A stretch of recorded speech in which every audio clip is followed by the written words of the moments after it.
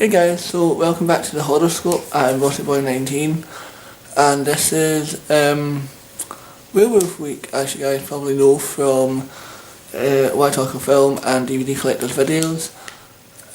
And you know, they have picked fantastic films, but I went with a personal favourite of mine. It is a Canadian cult classic, and it is Ginger Snaps.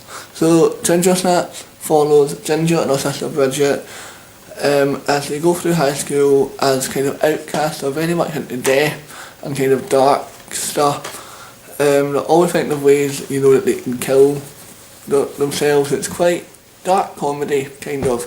So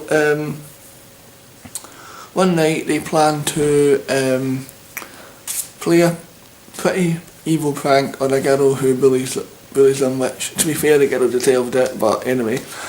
And Ginger basically starts her cycle that all females go through, and she starts it at a pretty late age. I think she's 16 in the film, and as there is an animal loose in their town, an animal that is killing all, you know, dogs, cats, stuff like that. She, because of the smell of the blood, she gets attacked, and when her and her sister get home, they realise that, you know, that the cuts and all the blood and stuff is all healing really quickly, and you know, they start and Bridget's sister starts to kind of research things and starts coming to the conclusion that Ginger's becoming a werewolf, because, you know, Ginger's going through big mood swings and she's being really angry, then she'll burst into tears. But, you know, if you know anything about, you know, teenagers, it's hormones as well as, you know, this. And that's basically the plot. It's basically that Bridget, with help from her friend Sam, they basically try and find a cure for becoming a werewolf, and they do manage to find one, but the thing is, will it be too late, you know, and that's the whole point, that's the whole plot of the film. So I want to point out that the kind of transformation to become a werewolf is very symbolic in this film. You know, they use metaphors of growing up, going through puberty, you know, starting to be attracted to, you know, drugs, alcohol, sex. You know, that's a big. They are key themes in this film, and it's a very, you know, it's a very well thought through script. I think, you know, it's very symbolic, very metaphorical. And yeah, it's a great film, you know, and I think everyone can relate to this in some way, and that's what I think is so unique about this, because not all horror films, especially werewolf films, people can actually relate to it on, like, you know, on a personal level.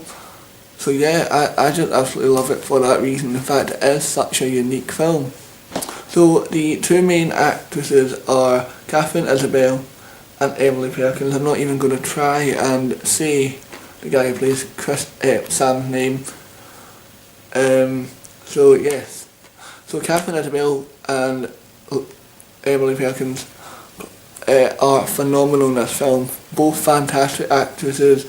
You'll probably know Isabelle, I keep saying that, Catherine Isabelle from American Mary, which by the way is getting a US release in May. It's already out here in the UK, but it's getting a US release on 20th of May, I think it might be, I don't know, but that is not the date. I know it's in May, but please don't quote me on 20th of May.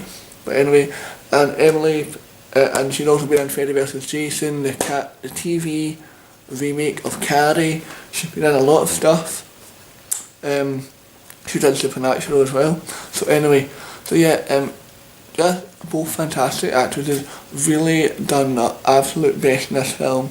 You could see that they gave their all to this film, and for a very low budget independent horror film, it was done so well.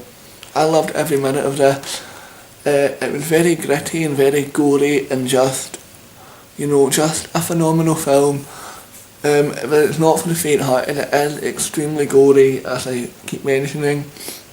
This was one of the first really gory films that I actually ever seen, and I feel like that's